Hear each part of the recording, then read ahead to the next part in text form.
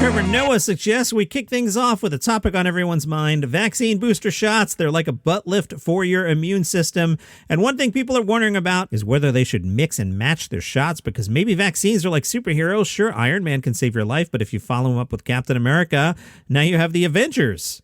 Gordon, it'll spice up all those vaccine conversations a little bit. What shot did you get? Fiderna. Gordon, this is kind of like mixing alcoholic beverages. You can do it, but should you?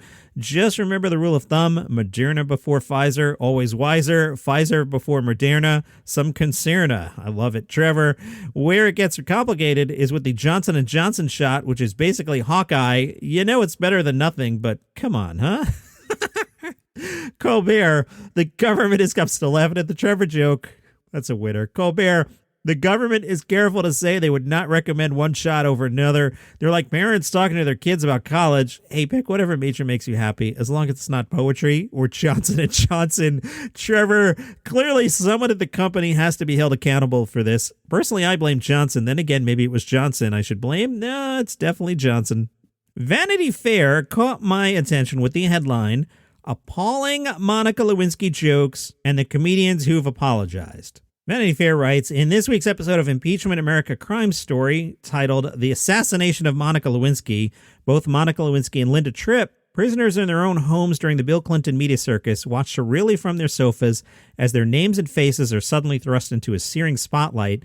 But in the 2+ decades since those jokes were made, some comedians have taken responsibility for their cruel comedy. So I thought a lot about this article, and I wanted to cover it because I think it's a really interesting topic. But I went back and forth. Now, Vanity Fair printed the jokes. I read the jokes. I thought they were funny. I understand the victimhood of a Monica Lewinsky and a Linda Tripp. And I'm like, if I read the jokes, am I an a-hole? Am I just throwing kerosene on the fire? I could argue it's a daily news comedy podcast. This isn't exactly the New York Times, but in theory, what I do here is I cover comedy news. And if I read back a joke to set up a topic, I guess that's legit. But then I went back and forth and I'm like, the whole Spell thing, what's comedy, what's not comedy. And I decided I'm going to read them. And I come in peace. And I hope you can hear the tone in my voice, and maybe I'm just a misbegotten fool. I don't come here to bully Monica Lewinsky or Linda Tripp or anybody, but here's a first joke from David Letterman back in the day. You may think you have a stressful job, but since she's been a senator, Hillary Clinton, they say, put on 30 pounds. In fact, she's gotten so heavy that today Bill hit on her. Now let's break down that joke. Hillary Clinton put on 30 pounds. She got so heavy that today Bill hit on her. When I read that joke, did you feel bad for Hillary Clinton? We were like, oh, that's so mean to Hillary Clinton. He's making fun of Hillary Clinton's weight. I'm going to guess no. And why not? I don't know the answer to that. So when I look at that joke, it's a Hillary Clinton joke. It's just funny that Bill hit on her. In this scandal, Hillary is innocent here, right? Her husband cheated on her. Hillary didn't do anything in this situation. And yet, here's the joke. Hillary put on 30 pounds. In fact, she's gotten so heavy today that Bill hit on her. It's kind of making fun of Hillary. It's making fun of Monica. I don't know. But it's a good joke as jokes go, as a joke being crafted. It's a good joke. So long-winded preamble, I'm going to dive in on the article. I'm going to read these things. Again, I come in peace. But also, I'm 12 years old, and some of them are kind of funny. From Jay Leno. You know who was at the Vanity Fair Awards party? Monica Lewinsky. She was sitting right next to me. I was at table 14. She was under table 12. Monica Lewinsky has gained back all the weight she lost last year. I believe that's the cover story in Newsweek. In fact, she told reporters she was even considering having her jaw wired shut, but then, she didn't want to give up her sex life. That's pretty edgy for Jay Leno.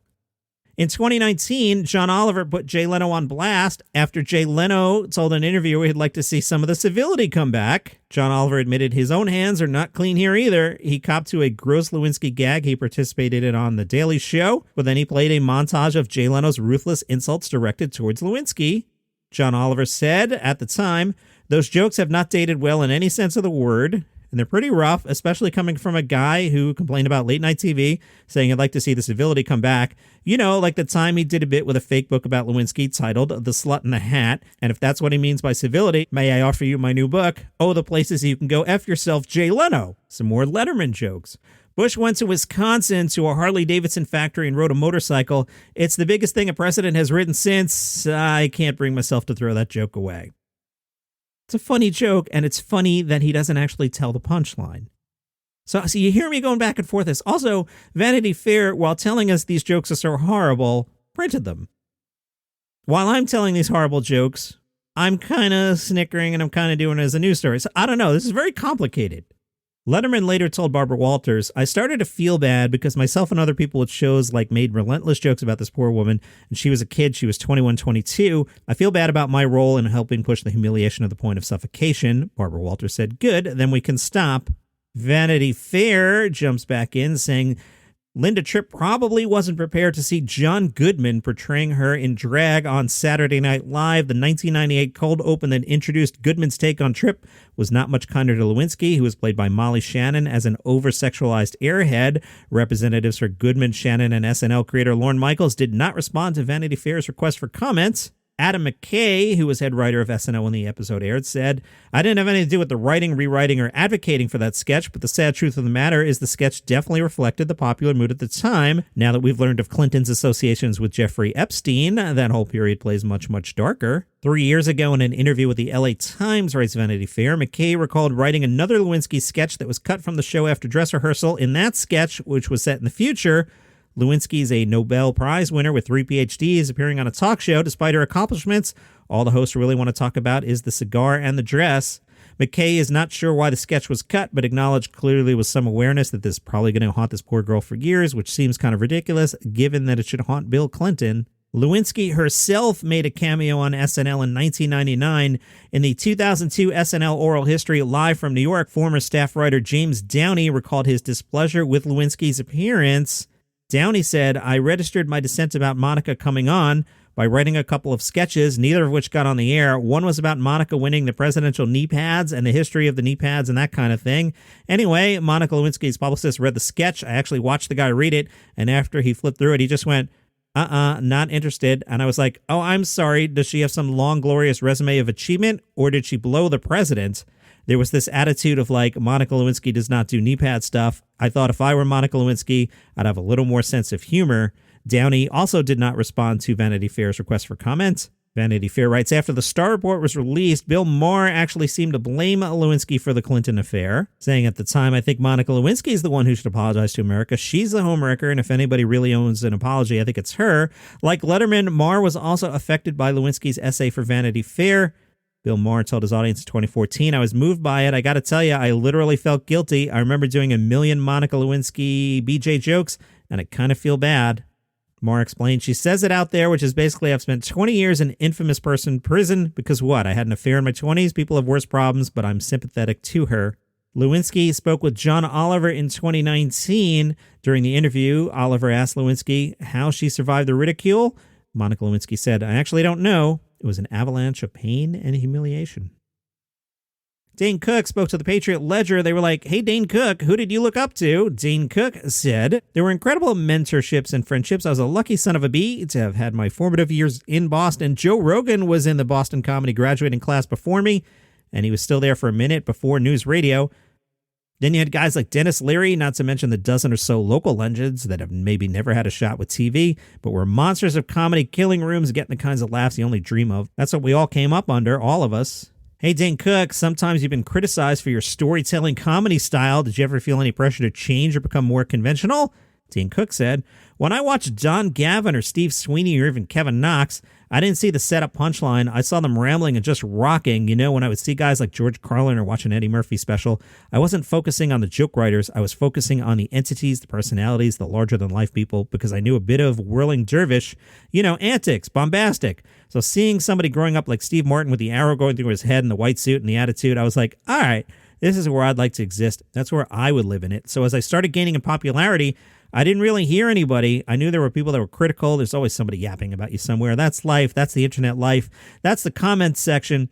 Everybody's got something to say about what you should have done or should be doing. I just drown out the noise pretty quickly because I came up in that Boston era when it was noisy, and that noise was laughter and applause. And if you weren't hearing it, it wasn't robust, we wouldn't be talking today.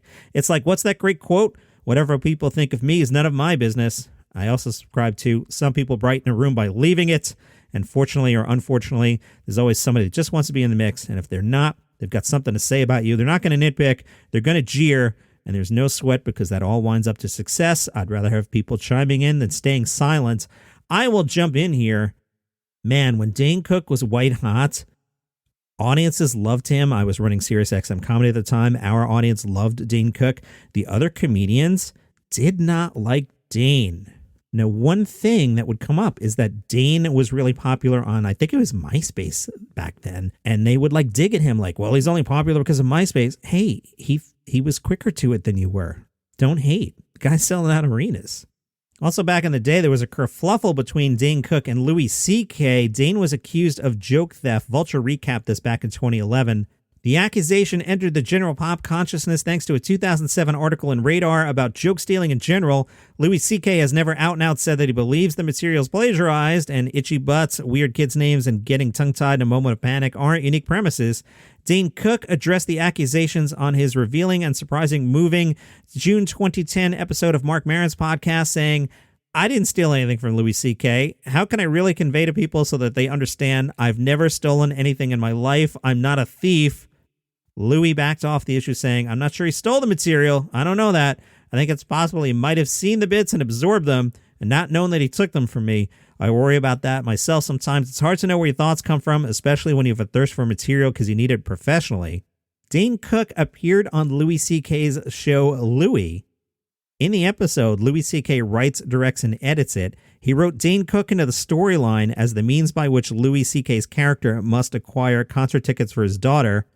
The comic transcribed the dialogue. Louis, I need to ask you a favor. Dane, this should be, it's really something. Okay.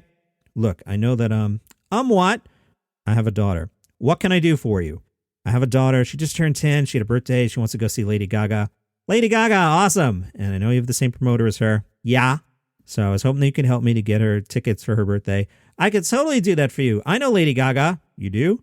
And yeah, I could get you tickets backstage and I could help you make your daughter very happy. All you have to do is go on YouTube and tell everybody I did not steal your material. Louis, I never said you stole my material. Dane, you never said it, but you let other people say it. Louis, what let? I can't tell other people what to say. Dane, you're full of crap. Louis, Dane, look. You know what? I'm excited you're in this room right now because I've waited 4 years to tell you this. You know the year 2006? 2006? Yes, 2006. You don't really say 2006. It's 2006. 2006 is like saying the year 2000. And by the way, number 6, Dane. 2006 was the greatest year of my entire life. I had a double platinum comedy album, first one to ever exist. I had a massive HBO special. I was on the cover of Time. Well, you're on the corner, the little corner thing. It's not like when the president's on the cover. 2006, that should have been my triumph, and I enjoyed it, Louis, for maybe 2 months. 2 months before it started to suck because everything I read about me was how I stole jokes from you, which I didn't. Again, this is a scripted thing that Dane and Louis are doing here. Louis, I kind of think you did. Dane, dude, why would I steal 3 jokes from you when I have hours of material? Why? Why would I do that? Risk my reputation? Because they were funny jokes. You know what, Louis? You know what the biggest lie in the world is that I'm a rock star, I'm a millionaire, I'm a comedy behemoth, and you're like a comics comic, and you're an inside joke guy, and I'm a sellout. And I sold my soul. And you have artistic integrity, and you're a good guy. We're in this room right now, you and me. You're looking at me. You let your name be used to hurt me. And now you're sitting here asking me to use my fame to get you tickets to Lady Gaga? I mean, how crappy do you feel right now? Very. So you admit this is all BS? You want to know what I think? I don't think you saw me do those jokes and said I'm going to tell those jokes too. I don't think there's a world where you're that stupid or that bad a guy. I do think that you're like a machine of success. You're like a rocket. You're rocketing up to the stars and your engines are sucking up stuff. Stuff is getting sucked up in your engines like birds and bugs. And some of my jokes, I think you saw me do them. And I think they just went right to your brain. I don't think you meant to do it. I don't think you stopped yourself either. That's why I never felt the need to help you not be hated by a lot of people. But I feel bad. I mean, I do. I feel bad. This is incredible, Dane. That's great. I mean, that you feel bad right here in this room, just the two of us alone. Maybe if you felt bad publicly on the internet, then this could all be behind us. Well, are you willing to admit that even for a minute that maybe you inadvertently took them or maybe you had some part of it, or maybe they got in your brain, you shat them out. Maybe it was inadvertent. Maybe it did happen. I shouldn't have come here. Louis, do you want the tickets? Because I'm sure that, honestly, I think your daughter, I bet she's really nice, but you have a lot of nerve coming in here. I mean, I don't know what it's like. I don't have kids, so I don't get it, but it must mean a lot for you to come in here and do this. So you want the tickets? Thank you. Yes, I'd like to have the tickets. How many? 2, please. You got it. Thank you. I appreciate it a lot. Seriously. Comics says Dane Cook told them back in 2007, I will say Louis C.K. I wrote Louis C.K. a letter. Louis C.K. wrote me a letter. I'm cool with Louis C.K. now. We hung out backstage at Comics Come Home, and I think we have a nice rapport. Do I think it sucks that I had to go through that rocky time and having people